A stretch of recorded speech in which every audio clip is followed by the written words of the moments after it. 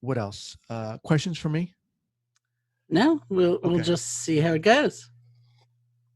All right. Sounds awesome. All right. So 5, 4, 3, 2, and 1. All right, guys. Welcome back to the Trauma Therapist Podcast. I am very excited and honored to have as my guest today Sharon Salzberg. Sharon, welcome. Thank you so much. All right. Sharon is a New York Times bestselling author and teacher of Buddhist meditation practices in the West. In 1974, she co-founded the Insight Meditation Center with Jack Kornfield and Joseph Goldstein. Sharon's emphasis is on Vipassana and metta methods, insight meditation, and loving kindness methods. She's been leading meditation retreats around the world for over 3 decades. Her books include Loving Kindness, The Revolutionary Art of Happiness, also Real Happiness, The Power of Meditation, a 28-day program, and finally Real Love, The Art of Mindful Connection. So, Yeah, really. as I was saying before I started recording, I had sent the invitation out before we were in this COVID stuff, but now, I mean, I feel really fortunate that we can talk to you during this time. What is going on? Let me just start with that. Really? Yeah. Okay. Well, I think there's so many different levels going on. There's, I've long taught about the truth of interconnection, and because it seems to be true and often overlooked. And somebody just sent me a long ago quote from me back to me, and what I said is, this isn't just like a spiritual understanding. Economics shows us this. Environmental consciousness certainly shows us this. Even epidemiology shows us this, that what happens over there doesn't nicely stay over there. It comes over here, and what we do, where we put our energy, what we're dedicated to, that also matters because it will ripple out. And so I think on one level, what we're seeing is the kind of terrible face of interconnection. Mm-hmm. And my hope is that we'll also be exploring the kind of beautiful face of interconnection, compassion, caring, inclusion, things like that. One of the things that, well, let's start. Let's do this. I'm really curious, and I want to kind of extrapolate on everything you just mentioned. But if we can, let's kind of start with you talking a little bit about how the heck you got into this in the first place. What drew you into this field? Well, I was a college student actually in Buffalo, New York, State University of New York at Buffalo, and a good long time ago. And I took an Asian philosophy course. And honestly, as far as I can remember, taking that course was kind of happenstance. It's like I looked at the schedule and I thought, oh, that's on Tuesday. That's good. And it completely changed my life in 2 ways. One is in the section speaking about the Buddha, they were talking about the Buddha, talking about the suffering in life. And that's actually not a grim or depressing statement. That is a liberating statement because I, for one, like many people, had had a very traumatic, difficult childhood. And mine, like many people's, was a family system where this was never ever spoken about. And so I didn't know what to do with all of those feelings inside of me. And hearing that statement from the Buddha was like hearing, you belong. This is a natural part of life. You're not so weird. You're not so different. So that was an incredible moment for me. And I also heard in the context of that class that they were tools, they were actual methods that if one practiced them could make you a lot happier. And, I look back at that moment so often because I think, why did I basically caught on fire. I thought I've got to learn how to meditate. And instead of like, oh, this would be good to pursue in graduate school or something like that, I've got to learn how to meditate. So I looked around Buffalo. This is 1970, and I didn't see it anywhere. And the university had an independent study program where if you created a project that they liked, you could go anywhere in the world theoretically for a year and then come back and do your final year. So I created a project. I said, I want to go to India No. and study meditation. And they said, okay. So off I went. Wow. It's interesting to hear you talk a little bit about your traumatic childhood, in a sense, and how that seemed to maybe emotionally isolate you, and then finding this course and these writings by the Buddha, and how that kind of sparked this feeling of what I mean, I guess so many things, belonging or hope, even. And you write about that a lot, that feeling of, or that the need for us to value who we are, value the kind of hills and valleys, and the imperfections. And I'm just thinking how really important that is in this time, because of seemingly we're trying to physically isolate, and that kind of almost peels back the layers for who we are, which can be really hard. Well, it can be hard, but I mean, it's an amazing, bizarre time, because something I really have felt, is that certainly in the US, in terms of the kind of general cultural message, is that suffering needs to be hidden. Mm-hmm. It's a sign that you've somehow lost control. And it ranges from, like, you shouldn't reveal that you're afraid, or you're sick, or, even dying is kind of seen as a sort of personal humiliation. Like, Mm-hmm. you should have been able to beat it. And we also have that attitude often toward others. Like, if you're suffering, well, just take yourself away. It's displeasing to look at.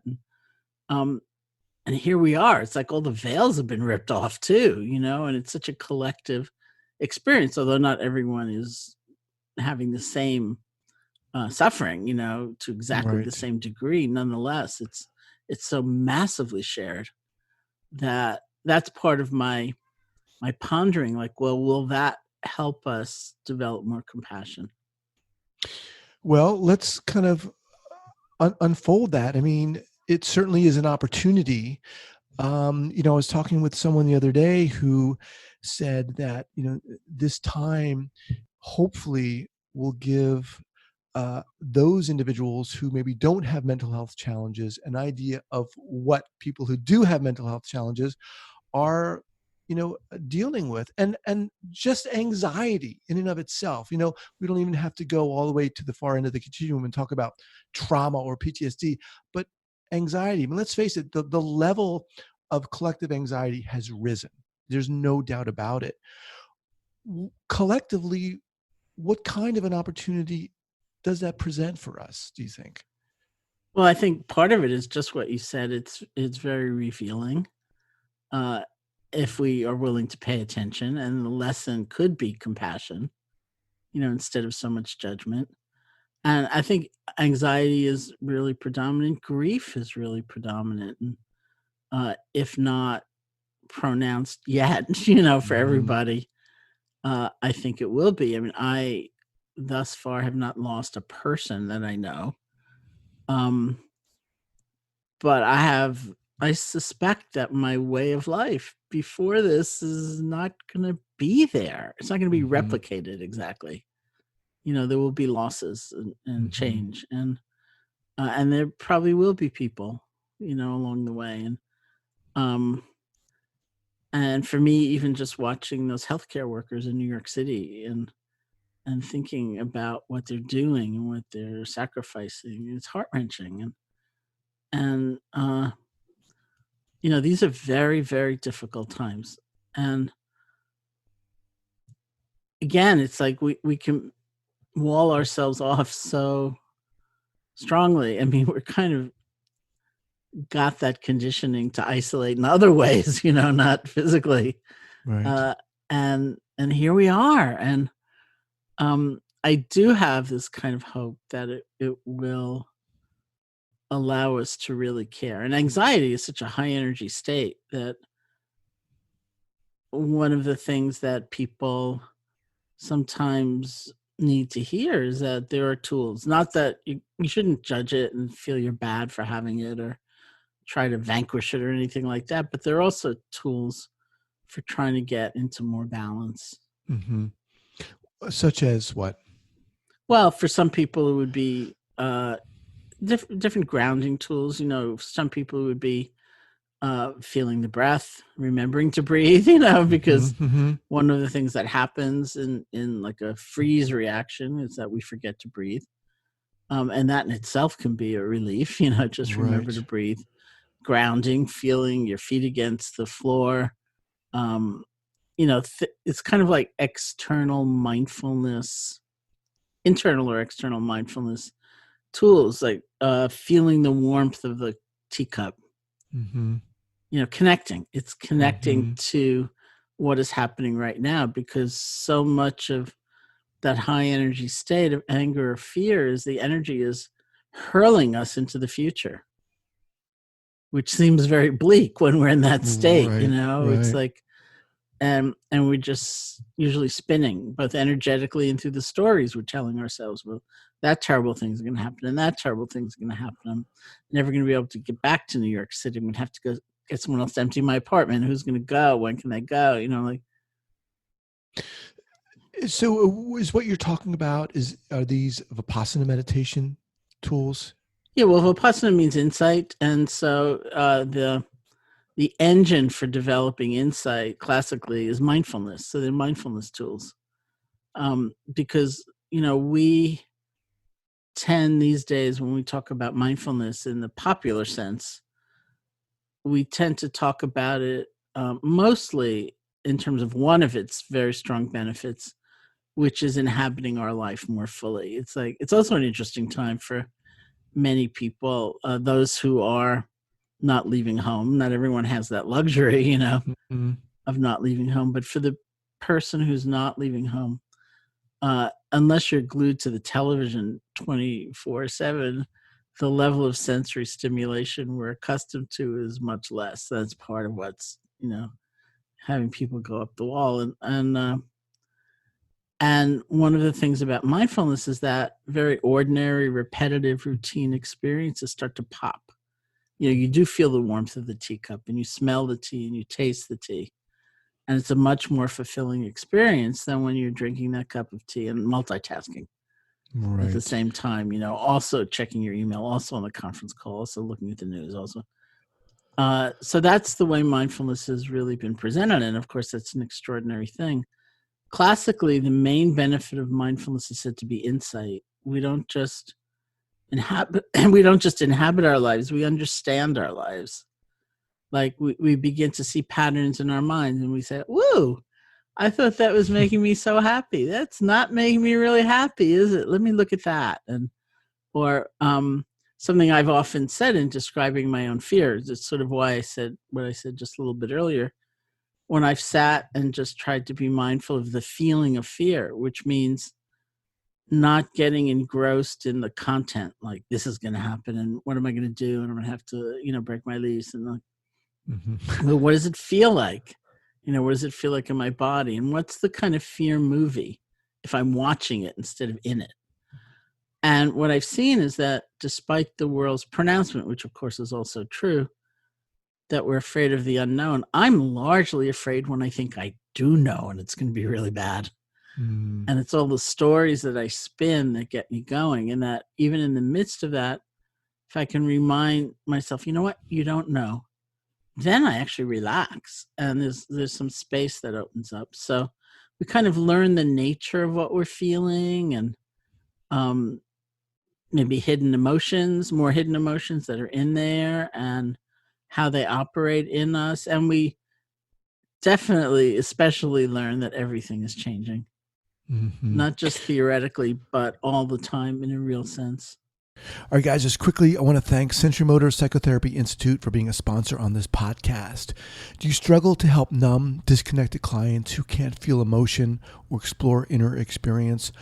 Learn a comprehensive approach to conceptualize your client's concerns. You know, as someone who's gone through the level 1 and level 2 trainings of sensorimotor psychotherapy training, I can really speak to the power of this training. For me, it was a game changer and is so inspiring.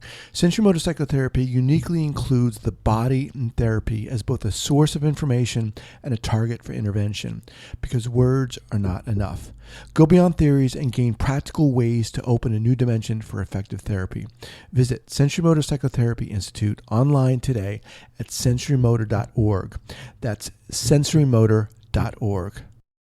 So would you, recommend kind of for people who might be anxious right now during these times to maybe find a place to sit and to just settle, meditate in a sense, or just cultivate a type of self-awareness, and to, like you said, watch or name the feelings that are going on?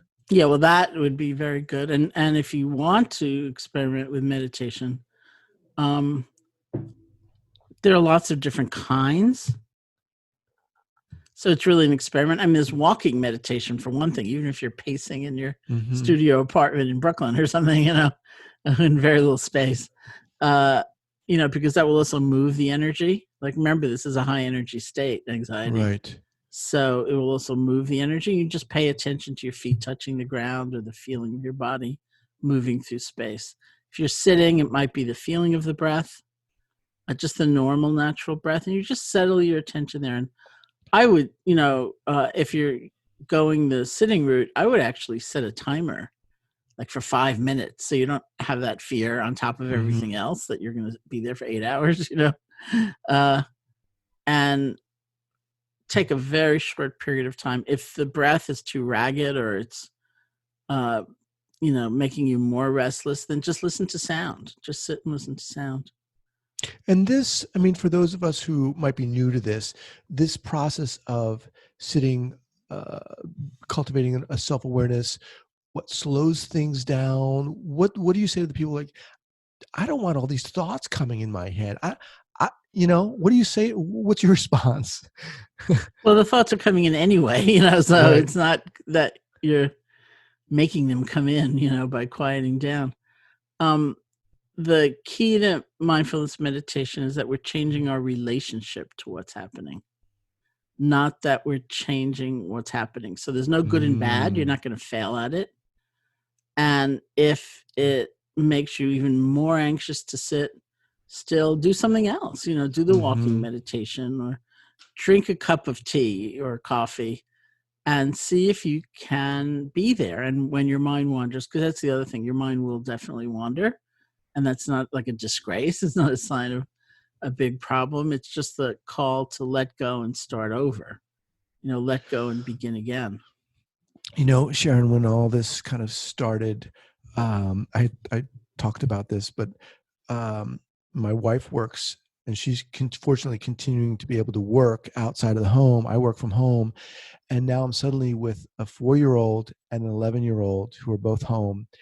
And I'm someone who normally loves to just read a lot of the news and be, up to date. I was going nuts. Yeah. I was like getting so anxious with all these headlines and then the kids. And I said to myself, dude, you cannot do this. Otherwise you're going to go nuts. And I just needed to dial it in and say to myself, okay, what can I control?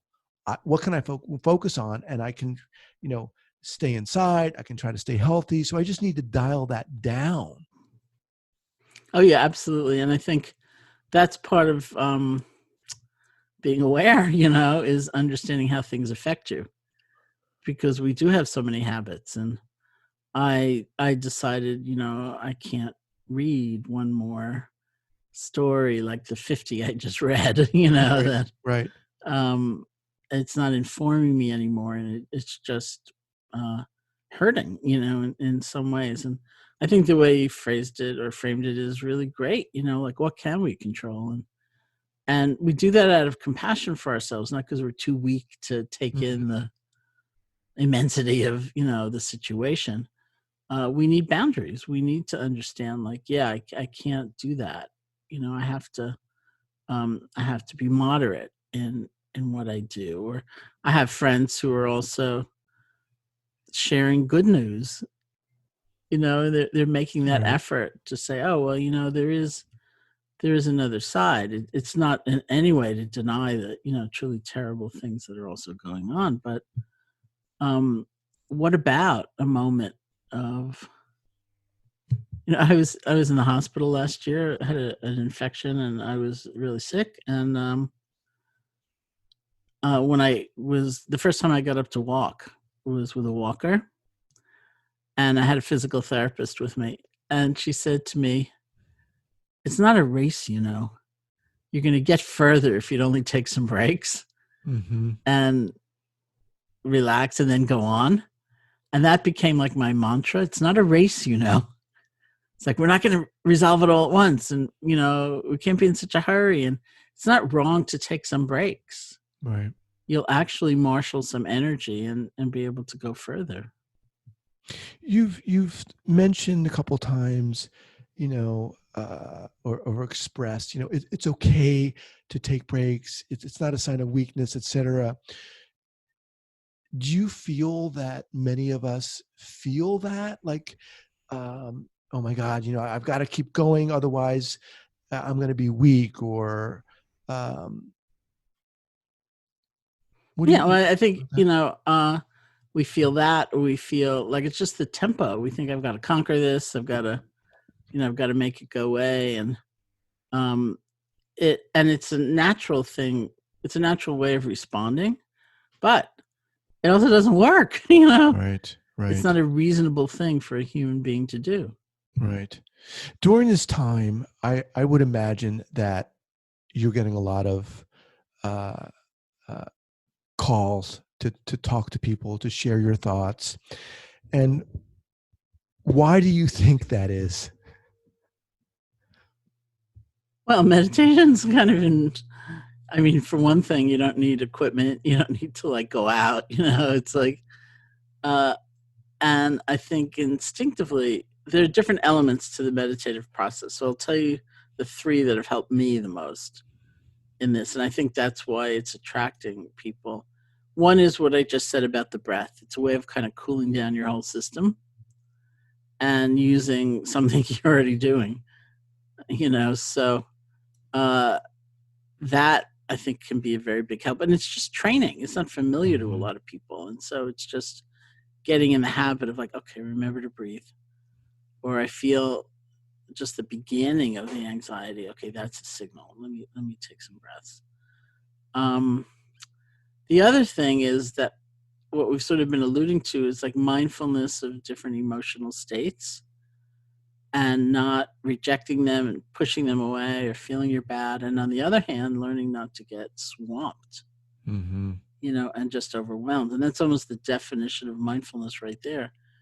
We say it's the place in the middle where you're quite aware of and honoring what's happening, but you're not just subsumed in it, and you're also not pushing it away. So that doesn't happen, all the time, but you practice it. And the more you practice it, the easier it gets. And then the third thing is a sense of loving kindness, a sense of connection, because here we are. And, for a long time, I've been really interested in what people tend to describe as an epidemic of loneliness in this country and around the world, actually.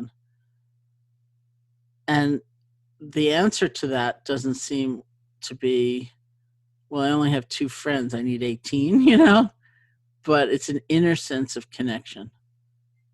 And, we're not in a situation where we can necessarily, unless you're happy doing that online, which is also an interesting idea, but, we're not joining social clubs or, doing things that we might ordinarily do to meet more people. We're ever more reliant on that inner sense of connection. And that's something meditation has absolutely given me, is that feeling. Say more about that inner connection with ourselves. Well, first with ourselves, but also with others. It's like what I said in the beginning about interconnection is not just a theoretical understanding for me or for, many people, it's something you just start sensing so Mm. strongly. And, there's such a sense of like sometimes when I've gone into companies or organizations to teach, I usually ask how many other people need to be doing their job well for you to be able to do your job well. Because you suddenly think, well, there are people coming here and clean at night, or Hmm. there are a lot of people I'm actually relying on that I don't necessarily ever think about or certainly don't acknowledge. And that's a true vision of interconnection. That's actually what's happening. And that can be the basis of some real empathy and compassion. And so there's something about that. It starts with a deeper connection with ourselves, and then and also in that deeper connection, giving ourselves a break. You're not Right. denouncing what you're feeling, and you're not freaked out because your mind wandering. You may be, but you learn not to be, so Mhm. much, and that starts extending to others. It's funny not funny, but it's interesting to me that when you say, give yourself a break or it's okay, I automatically feel a an exhalation in a sense. Really, I do. It's like I like that. I like Mm-hmm. I like something that where I can say, okay, I'm going to give myself a break, or it's okay. Mm-hmm. You know, um, one of the things that I think has really increased my anxiety with all of this is the knowledge that this is global, and that is overwhelming to me. You talked about overwhelm, and it's kind of being swamped and stuff. That to me is so kind of gargantuan and humongous and overwhelming that it's almost too much to think about for myself. And I again needed to dial it in and focus. Mm-hmm. Um, How are your kids? How are they responding? they're doing okay. I mean, my young one she's no longer in daycare. She's kind of longing to see her friends. We've been kind of adapting and doing kind of FaceTime with her little daycare people, and my 11-year-old is having a hard time just being cooped up in home, not being able to go out, to stores. We're able to walk to green space Mm-hmm. and stuff like that, but it is definitely a challenge. And I'm trying to be more mindful about it being a co-regulator. So for me, this has been an opportunity to really be mindful about how I am being. And Yeah, I mean that's sort of why I asked, because uh, I mean, in some ways, it's very hard on kids. In other ways, kids are very resilient, right. and they can mirror they certainly mirror how we are, and so it does call for our best selves. Yeah, yeah. Do you feel that, people look to people like yourselves as for answers, for security during this time, for you maybe even to have some panacea or say something that's going to make everything okay in a sense? Well, I certainly don't have a panacea, so it would be a big Right. I'm mistake to not look for me suggesting that that. you do, but I'm wondering if people like look to figures like yourself who are practicing what maybe a lot of us know that we needed to have been doing it for a while, you know? Yeah, I mean that's very possible, and something I've also said for a long time is I was interviewed for a magazine once. I never got in it. I mean, they didn't print what I said, but the question was, how can mindfulness help in a time of like complete crisis? And my comment, which never made it into the magazine, was I wouldn't wait. It's Mm, like, why wait? But even if we do wait, it can be a useful tool. I see that. But I'm very grateful for my years of practice because I've certainly gone through ups and downs. I'm not like this, but mhm. um, it's it's almost like a muscle you develop. And not that I am perfect by any means, and I get overwhelmed and I get anxious and I start to grieve, and it's like I have all those reactions. But I find that I can come back to a sense of balance much, obviously more readily than I could 50 years ago, when I was completely defined by the very difficult things that I was feeling and also denying them. I'm somewhat famous for having, my first meditation teacher was S.N. Goenka, and it was a 10-day retreat that began in January 1971 in India. And I'm somewhat famous for having gone marching up to him once and saying, I never used to be an angry person before I started meditating, thereby laying blame exactly where I felt it belonged, which was on him. It clearly was all his fault. And he just laughed. And, certainly I'd been hugely angry, but I hadn't been in touch with it. And just that greater degree of introspection brought me right there face to face. And it was a while before I realized it was a twofold process. It was revealing what might have been more hidden, but also being kinder to myself about it. In closing, kind of as we wind down here, what would you say to people who are listening to this and looking for maybe a tool or a technique, if you will, to help them get through the next day? Mm-hmm. Well, I think about the stress dynamic a lot, and it really is a dynamic. There's the stressor, the pressure, the difficulty, whatever it is, and then there's the resource with which it's being met. And it's always a dynamic. Sometimes we can change the stressor. Like you learned, you can't watch the news 20 hours a day or whatever you're doing, So we do work with affecting the conditions, but our superpower is in changing the resource with which it's met. And so, and for me, that's twofold. One is inner strengths, like being able to ground, being able to remember to breathe, having more mindfulness about what I'm feeling and not adding to it by thinking I shouldn't be feeling it. Mm-hmm. And the other part is connection. It's community. It's some sense of not being so alone. And if we can work on those two, we can meet the stress in a very different way. And you can do that today. Like I said, 5 minutes of sitting down and being with your breath or listening to sound, or if 5 minutes is going to be too much, drinking a cup of tea or coffee and not multitasking, actually experiencing it. And if sitting is too much, then try walking. Mm-hmm. Mm-hmm. And allowing ourselves to be okay with kind of whatever comes up in a sense. Yeah. All right. I'm speaking with Sharon Salzberg. Sharon, what's the best way for people to get in contact with you? Well, my website is sharonsalzberg.com. So that's really the best way. Okay. And where are you right now in this moment? Are you I am in New York? Barre, Massachusetts. Barre, Massachusetts. Awesome. I have an apartment in New York City. I left it 2 weeks ago. And I have a home in Barre. I have a retreat center in Barre, the Insight Meditation Society. But that closed down also about 2 weeks ago. And that's next door. So I'm in my house. Okay. And how are you doing? I'm doing well.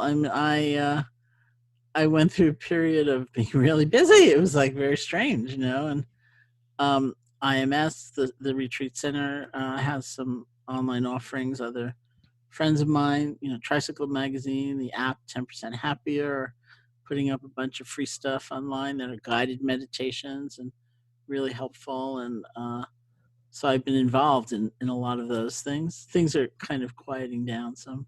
It's time to do laundry, which I haven't done, which is really like, yesterday was going to be my laundry day and I didn't do it. And I thought, oh, this is bad, Right.